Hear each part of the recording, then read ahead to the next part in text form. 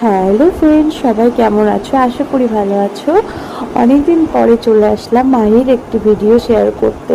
তো দেখো মাহি সোনা কত বড় হয়ে গেছে। দিদি স্লেট নিয়ে পেন্সিল নিয়ে পাকা বুড়ির মতো বসে বসে লেখালেখি করছিল। আবার লেখালেখি করতে করতে গরম লেগে গেছে, তো বলছে মা হাবা।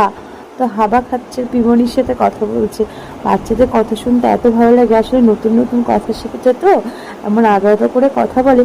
যদিও আমি 5-6 পর্যন্ত আদা আদা করে কথা বলতাম, তখন কিন্তু খুব অড লাগতো, আমার মা অনেকটা বকে বকে আর তারপরে ঠিক করেছে। তো ওর পাশে ওর ঠাম্মি শুয়ে আছে, ওর লেখালেখি করছে, একাকায় দাগ কাটছে, মুছে দিচ্ছে, আবার দাগ কাটছে।